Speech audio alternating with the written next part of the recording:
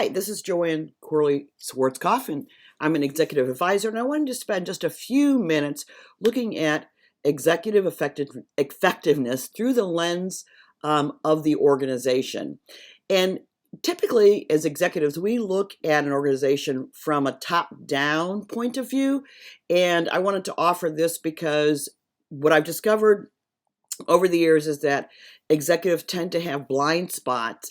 And depending on how your organization is set up and depending on how your culture is, those blind spots can be pretty harmful to what we're trying to accomplish if we're not aware of them. So I wanted to offer this as a way of just inviting you to see how you lead through a different lens. So when you look at this section over here, you'll see that you have an organizational impact. And I think sometimes leaders are so intent on getting outcomes, they don't see that they really do have a ripple effect throughout the organization, not just from their immediate senior leader, but also leadership team, but also through their extended management team. And that trickles down all the way to the staff. And really, in the end, it's really a matter of how the staff sees you in terms of the outcomes that you're going to get. So you may not be fully in tune with how to see your organization this way. I want to acknowledge you to do that, build awareness around it.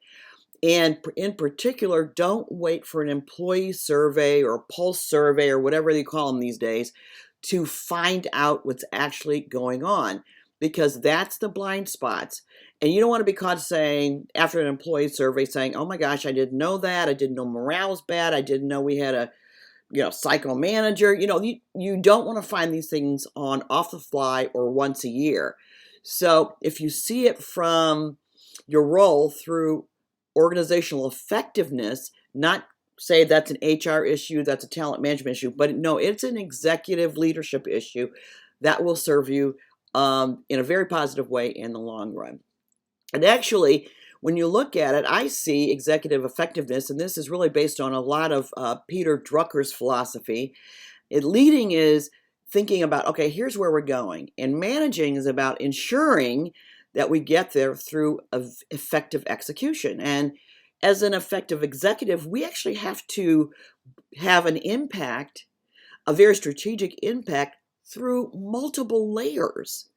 And sometimes executives will think, well, I just need to just have impact or just have my senior team be worried about all that. And then that'll trickle down to the extended leadership team and to the everyday frontline manager. I would not assume that. And that's the point. There's a lot of assuming that goes on. And then you get blindsided, but the reality of what's really happening through the layers of management throughout your organization. So I see effective management, effective executive management, as ensuring that the outcomes are being met while you're saying, here's where we're going. You're out in front saying, here's where we want to go. Here's the outcomes that we want, along with your daily execution from your own personal day-to-day management of yourself to be able to serve those outcomes as well. So that's really the three tiers of effectiveness. I'm effective in my daily execution. I'm impacting my senior leadership team for them to be effective, and I'm enabling them to be effective with the extended leadership team. Now, all of that impacts staff performance and ultimately your business results. Here's the catch. The biggest gap in effectiveness lies between tier 2 and tier 3. And that is between your senior team and your extended leadership and management team, second, third, fourth tier down, depending on how big your organization is. This is where the breakdown occurs. This is where the execution gap occurs. And this is also where most of your employee problems will surface. And so what does that do? That seeping through, that gap will have these things seep through. Your talent will leave. Your objectives will be, the outcomes, the ability to execute your outcomes will be undermined, sabotaged, minimized. Your strategy will be upended or disrupted. And that all translates into less revenue and less profits. Ultimately, your business results will be reduced because this gap the elements of your operation are seeping through this gap. This is the blind spot. Oh, and by the way, if you don't have the kind of culture and the mechanisms, reporting mechanisms in place to identify these, and the kind of culture that is builds trust, where these things surface quickly, that's where all the blind spots are built and amplified. And here's an important part of this is, okay, so if we have these gaps, if there are these blind spots, what do I do about that, and how do I spend? And this is an example of how traditional spend is deployed.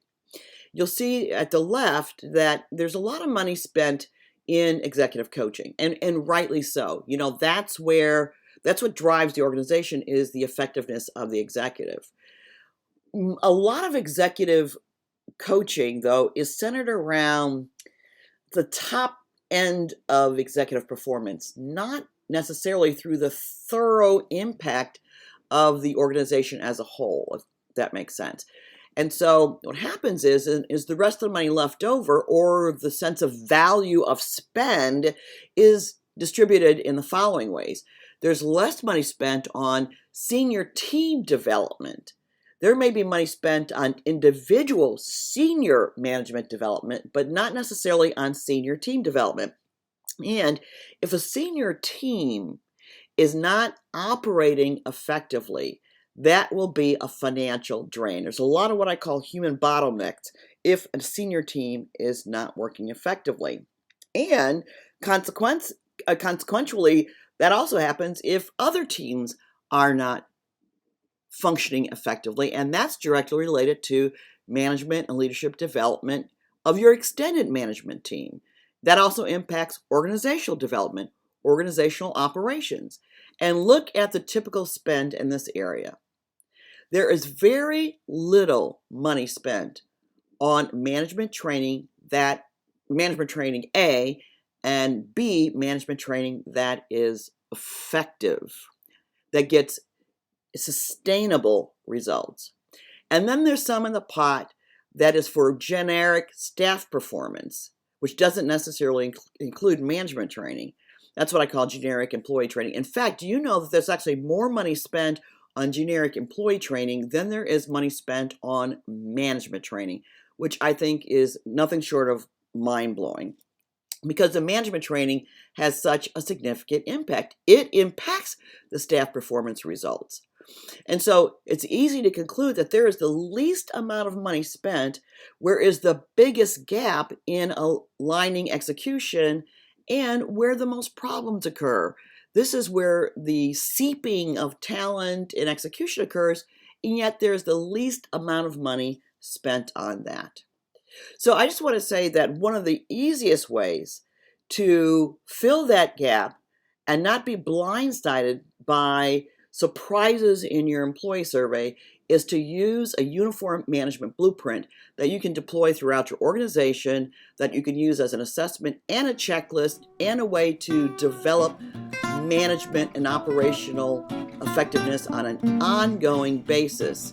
And that's using a blueprint. And it's very also cost effective. So I invite you to learn more about our Executive Advantage Blueprint and how you can use that in your organization to remedy the gap and the blind spots.